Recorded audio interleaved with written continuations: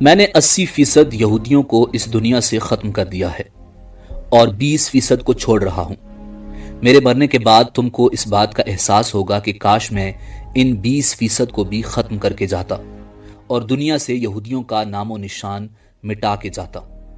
ناظرین، یہ الفاظ تھے ایڈولف ہٹلر کے۔ ناظرین، ہٹلر کا نام سنتے ہی ذہن میں یہ خیال آتا ہے کہ اس نے بڑے پیمانے پر یہودیوں کا قتل عام کیا تھا۔ مگر آخر ہٹلر یہودیوں سے نفرت کیوں کرتا تھا اور اس نے یہودیوں کو جرمنی سے کیوں نکالا؟ ناظرین، یہ وہ سوال ہیں جن کا جواب حاصل کرنے کے لیے کئی کتابیں لکھی گئیں، مگر سب سے درست بات یہ ہے کہ ہٹلر جرمن قوم کو دنیا کی بہترین قوم سمجھتا تھا۔ اس کا خیال تھا کہ صرف جرمن قوم ہی کو دنیا پر حکمرانی کا حق حاصل ہے اور جرمنی کی ترقی کے لیے ضروری ہے کہ ملک سے تمام غدار ختم کر دیے جائیں۔ یہ انسان کی ترقی میں رکاوٹ ہیں۔ ناظرین، پہلی جنگ عظیم میں جرمنی میں رہنے والے یہودیوں نے درپردہ جرمن مفاد کے خلاف برطانیہ اور اس کے اتحادیوں کا ساتھ دیا تھا۔ جرمنی میں رہتے ہوئے جرمنی کے خلاف کام کرنا ہٹلر کے نزدیک ناقابل معافی جرم تھا۔ وہ ان کی پرانی تاریخ سے بھی واقف تھا کہ کیسے انہوں نے اللہ کے پیغمبروں سے بدعہدی کی، اور ایک عیسائی ہونے کے ناطے وہ اس سے بھی واقف تھا کہ یہ یہودی علماء ہی تھے جنہوں نے حضرت عیسیٰ علیہ السلام کو پھانسی دلوانے میں کلیدی کردار ادا کیا تھا۔ اس لیے وہ انہیں ایک لعنت زدہ نسل سمجھتا تھا اور دنیا کو یہودیوں سے پاک کر دینا چاہتا تھا۔ یہودی عیسائیوں کی طرح حضرت عیسیٰ علیہ السلام کو خدا کا بیٹا نہیں مانتے، اور کئی عیسائی حضرت عیسیٰ علیہ السلام کی خدائیت کو ماننے کے اس انکار کو بھی تکبر کی نشانی سمجھتے تھے۔ کئی صدیوں تک عیسائیوں کے چرچ نے انہیں یہ سکھایا کہ حضرت عیسیٰ علیہ السلام کی موت یہودیوں کی وجہ سے ہوئی، جبکہ آج کے مورخین اور چرچ یہ سکھاتے ہیں کہ حضرت عیسیٰ علیہ السلام کو روم کی حکومت نے اس وجہ سے شہید کیا تھا کہ افسران انہیں اپنے اقتدار کے لیے ایک سیاسی خطرہ سمجھتے تھے۔ مذہبی تصادم کے ساتھ معاشی تصادم بھی شامل تھے۔ حکمرانوں نے یہودیوں پر پابندیاں لگا دیں اور ان پر مخصوص ملازمتیں کرنے اور زمین کی ملکیت حاصل کرنے پر پابندی عائد کر دی۔ اسی وقت چونکہ پرانے زمانے کے چرچ سود خوری یعنی پیسے کی سود سمیت لین دین کی اجازت نہیں دیتے تھے، فرانس میں روس کی خفیہ پولیس کے ایک اہلکار زیون کے بڑوں کے پروٹوکولز تیار کیے گئے۔ پروٹوکولز میں یہ کہا گیا کہ یہودی پوری دنیا پر قبضہ کرنے کی سازش کر رہے ہیں۔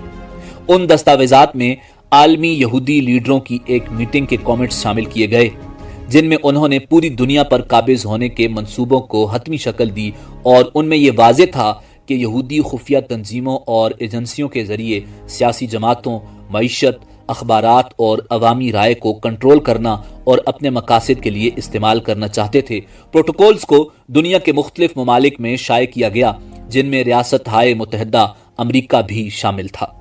9 نومبر 1938 کی رات کو رائخ بھر میں یہودیوں کے خلاف تشدد شروع ہو گیا۔ بظاہر یہ کسی منصوبے کے تحت نہیں ہوا تھا۔ یہ ایک یہودی کے ہاتھوں پیرس میں ایک جرمن افسر کے قتل پر جرمنوں کے غصے کا نتیجہ تھا۔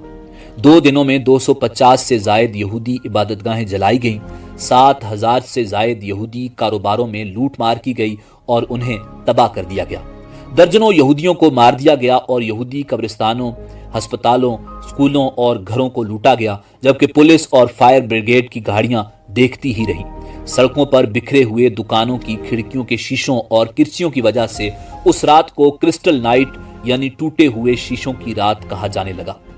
ناظرین، اس کے بعد کی صبح جرمنی کے 30,000 یہودی مردوں کو یہودی ہونے کے جرم میں گرفتار کر کے حراستی کیمپوں میں بھیجا گیا، جہاں ان میں سے سینکڑوں افراد مر گئے۔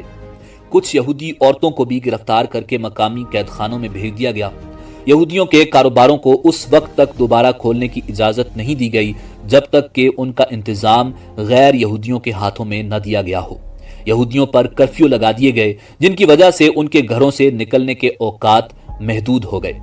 ٹوٹے ہوئے شیشوں کی رات یعنی کرسٹل نائٹ کے بعد جرمن اور آسٹرین یہودی بچوں اور نوجوانوں کی زندگی اور بھی مشکل ہو گئی۔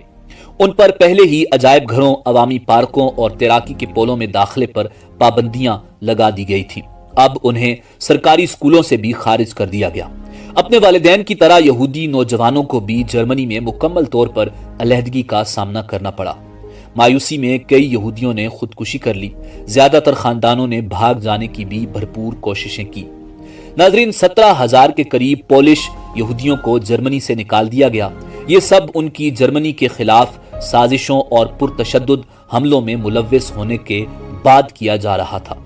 9 نومبر 1938 پیرس میں جرمن سفارتکار کو گولی مار کر ہلاک کر دیا گیا۔ یہودیوں کی نشاندہی کر کے انہیں سرکاری عہدوں سے برطرف کر دیا گیا۔ ایڈولف ہٹلر کے چانسلر بننے کے 2 مہینے بعد اپریل 1933 میں منظور کیے جانے والے قوانین کے ساتھ انتظامیہ کی تطہیر شروع ہو گئی۔ ان قوانین میں ایک آرین پیراگراف شامل تھا جس میں سماج کے مختلف شعبوں سے یہودیوں کو نکال پھینکنے کا انتظام کیا گیا تھا۔ حکومت کے تمام ملازمین کو اپنی آرین نسل کے ثبوت میں دستاویزات پیش کرنے کی ضرورت پڑ گئی۔ پہلی دفعہ قانون میں یہودی کی تعریف فراہم کی گئی تھی جن ملازمین کے والدین یا دادا دادی، نانا نانی یہودی تھے، انہیں اپنے عہدوں سے برطرف کر دیا گیا۔ 17 اگست 1938 یہودیوں کے لیے یہودی نام اپنانا لازمی قرار دے دیا گیا۔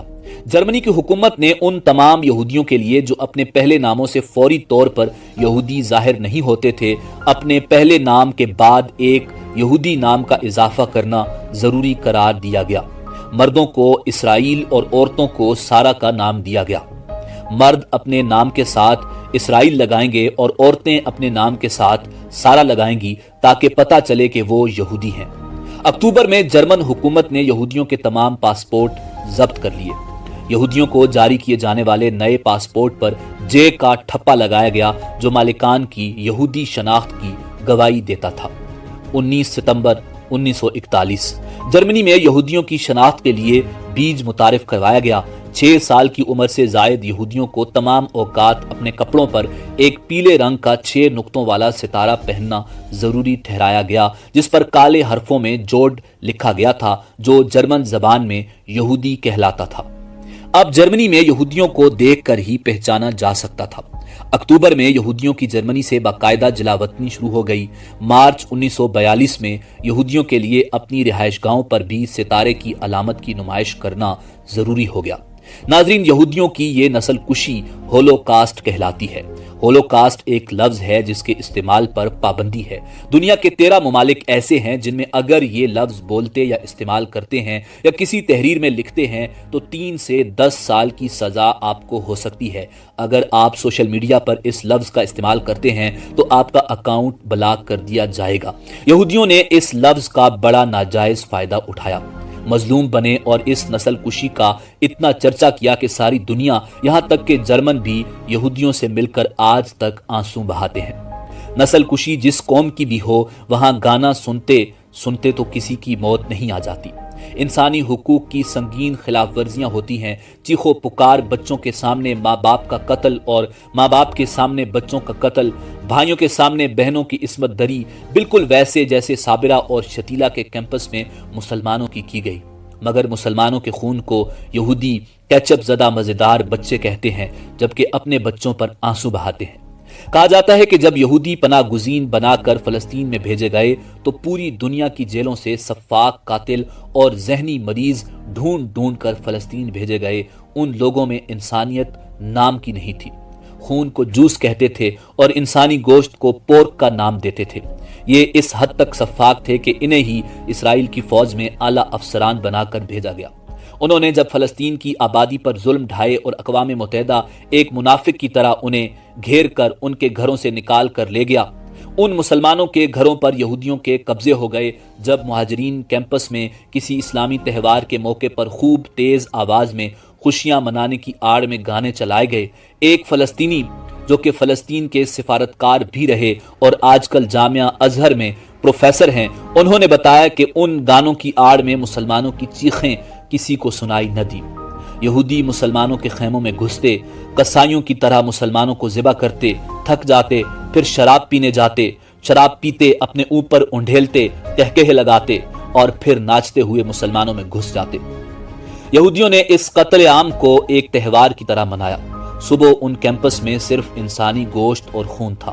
لاشوں کو اس طرح مسلا گیا کہ کسی بھی انسان کی پہچان ممکن نہ تھی۔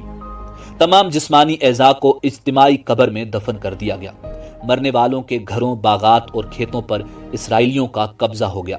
ناظرین، یہ سلسلہ آج تک جاری ہے۔ یہودیوں کا ایک گروہ ایسا ہے جو آج بھی قدیم توریت کو مانتا ہے اور یہودیوں کے لیے الگ وطن کے قیام کو اللہ کی نافرمانی مانتا ہے۔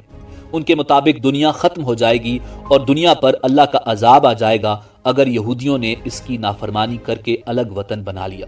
یہ آپ کو اکثر دیوار گریا پر ماتھا رگڑتے روتے ہوئے ملیں گے، مگر یہ لوگ آٹے میں نمک کے برابر ہیں۔ زیادہ تر جنونی جو زائنسٹ کہلاتے ہیں دنیا کے سامنے مظلوم بن کر ہمدردیاں سمیٹنے والے لوگ ہیں، درندے سے زیادہ سفاک ہیں۔ یہ اپنا مقصد کبھی نہیں بھولے تھے۔ آج ایڈولف ہٹلر کو وقت نے صحیح ثابت کر دیا ہے۔ یہودیوں کی جس عالمی سازش کو نازیوں اور روسیوں نے بے نقاب کیا تھا اور جسے روکنے کی کوشش کی تھی، یہودیوں نے پیر جماتے ہی اس پر کامیابی سے کام کرنا شروع کر دیا۔ فرق صرف اتنا ہے کہ اس بار عیسائی دنیا ان کے ساتھ ہے، کیونکہ وہ یہودیوں کو نہ صرف مظلوم سمجھتے ہیں بلکہ ان کے خلاف بات کرنے کو بہت بڑا گناہ بھی سمجھتے ہیں۔ ناظرین، اسی امید کے ساتھ اجازت دیجیے کہ آپ کو ہماری ویڈیو پسند آئی ہوگی۔ ملتے ہیں اگلی ویڈیو میں۔ اللہ رب العزت آپ کا حامی و ناصر ہو۔